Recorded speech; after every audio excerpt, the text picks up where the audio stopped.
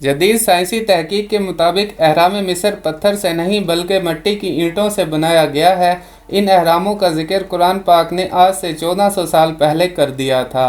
इन अहरामों की बनावट को देखकर लगता है कि जब टेक्नोलॉजी का दूर दूर तक नामो निशान भी मौजूद ना था, इस दौर में इसकी बनावट वाकई एक शाहकार है।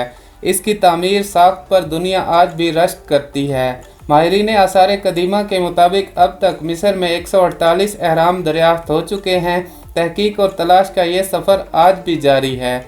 इन 148 अहरामों को अंदाज़न 2630 कबले मसीह पुराना बताया जाता है। इसके अलावा कायरा से बाहर गज़ा के करीब 3 अहराम जिनका नाम खोफो खाफरा मिन कावरा का शुमार दुनिया के कदीम तरीन अहराम में किया जाता है, जिनमें से सबसे बड़ा अहराम खोफो का है। तारीख दानों का कहना है कि इन बुलंदो बाला अहरामों को सलातीन मिस्र ने अपनी अपनी ममीज़ को रखने के लिए तामीर करवाया था। उनके अकीदे के मुताबिक अगर मरने के बाद जिस्म को महफूज कर लिया जाए तो वो दूसरी दुनिया में जाकर ज़िंदा हो जाता है। उनके आखिरत के इस सफ़र को आसान बनाने के लिए इन अहरामों की अंदरूनी दीवारों पर नक्श मरतब किए गए हैं।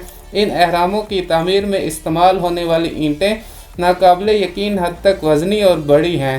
अहराम मिस्र की बुनियाद अगरचा मुरब्बा शक्ल में है, लेकिन इसके पहलू तिकोन हैं और ये तिकोने ऊंचाई पर जाकर एक नुक्ते पर मिल जाती हैं। सदियों से माहिरीन इस सवाल का जवाब तलाश कर रहे हैं कि आखिरकार मिस्री हुनरमंदों ने 2.5 टन तक वज़नी ईंटों को अहराम की तामीर के लिए ऊपर ले जाने के लिए कौन सा तरीका इस्तेमाल किया होगा। दोस्तों, मिस्र का शुमार 2 बड़े आज़मों में होता है, एशिया में भी और अफ्रीका में भी। जोग्राफियाई लिहाज से देखा जाए तो मिस्र का ज़्यादातर हिस्सा सहरा पर मुश्तमिल है, लेकिन दरियाए नील के पानी की वजह से इसे ज़राई मुल्क कहना भी गलत ना होगा। 4000 साल पहले मिस्र माशी इस्तेहकाम हासिल कर चुका था। मैनेस, जो कि एक जंगजू बादशाह था जिसने 3500 साल कबले मसीह में बलाई इलाकों को फतह करके एक रियासत कायम की, इसी निस्बत से मैनेस मिस्र का पहला फ़िरौन भी कहलाता है। इसके बाद आने वाले बादशाहों को फ़िरौन अव्वल, दोम, सोम और चहारुम भी कहा जाता है। मैनेस के बाद आने वाले बादशाहों में काबिल ज़िक्र नाम खोफो का है।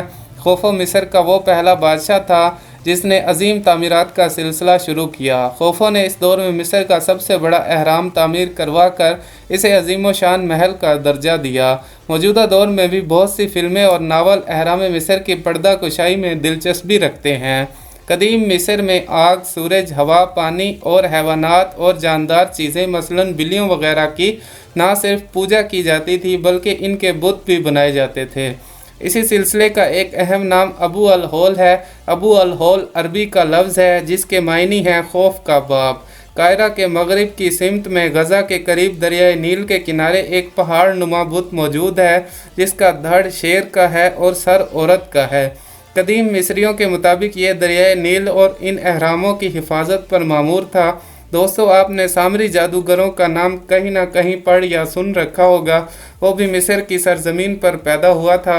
आखिरी फ़िरौन के दौर में जब फ़िरौन के हुक्म पर कुछ रस्सियाँ फेंकी जो जादू के असर से लोगों को सांप नज़र आए, तो हज़रत मूसा अलैहिस्सलाम ने अपना आज़ा मुबारक ज़मीन पर मारा जो अज़दा बनकर इन मसनूई सांपों को निगल गया।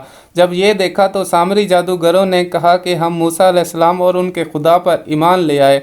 फ़िरौन ने डराया धमकाया, लेकिन वो अपने फ़ैसले पर कायम रहे और अपने ज़माने का आखिरी फ़िरौन हज़रत मूसा अलैहिस्सलाम के दौर में दरियाए नील में गर्क हुआ और अब तक दौर हाजिर और आने वाली नस्लों के लिए निशान इबरत है।